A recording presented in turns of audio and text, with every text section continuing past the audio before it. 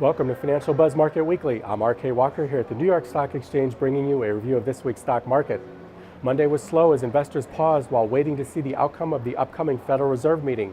On Tuesday, the producer price index for February was down 0.2% month over month, and retail sales for February were down 0.1%.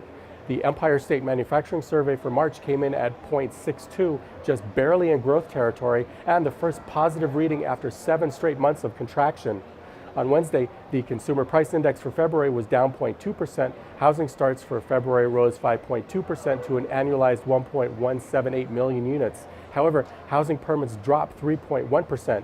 Industrial production for February was down 0.5%, and crude inventories in the U.S. for the week ending March 11th rose 1.3 million barrels to a new record high. The Federal Reserve concluded its meeting Wednesday and did not raise interest rates. In addition, the Fed issued its statement, which highlighted global financial risks and downgraded the economy from solid to moderate. Markets ended the day up modestly. On Thursday, jobless claims for the week ending March 12th were up 7,000 to 265,000, and the JOLTS job report for January surged 4.9% to 5.541 million. U.S. crude oil futures rose 4.5% to $40.20 a barrel. Markets rallied and the Dow Industrials gained 155 points to close the day in positive territory for 2016. On Friday, consumer sentiment for March fell to 90.0 compared to the prior month's 91.7.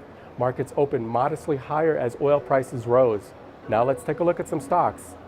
Shares of Valeant Pharmaceuticals plummeted by more than 50% after the pharmaceutical company cut its 2016 revenue forecast by 12%.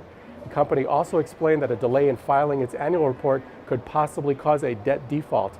Investor Bill Ackman commented that he still believes in Valeant's future prospects and plans to be more proactive in his dealings with the company. Oracle reported quarterly earnings on Tuesday, showing mixed performance. The tech company topped analysts' earnings expectations but missed revenue projections. Oracle reported adjusted earnings of 64 cents per share on $9 billion in revenue. Shares of the company increased by more than 4%.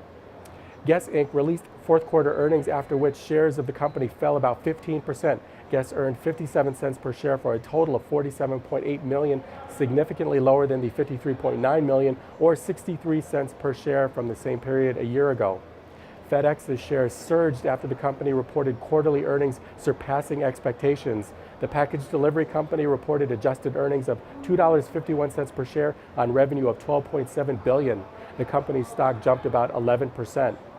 Google Cloud Platform has a new client, Apple, which has decided to reduce spending on Amazon Web Services. Amazon shares dropped 3% Thursday after Apple's announcement. Apple still remains a customer of Amazon and uses Amazon services to run parts of iCloud.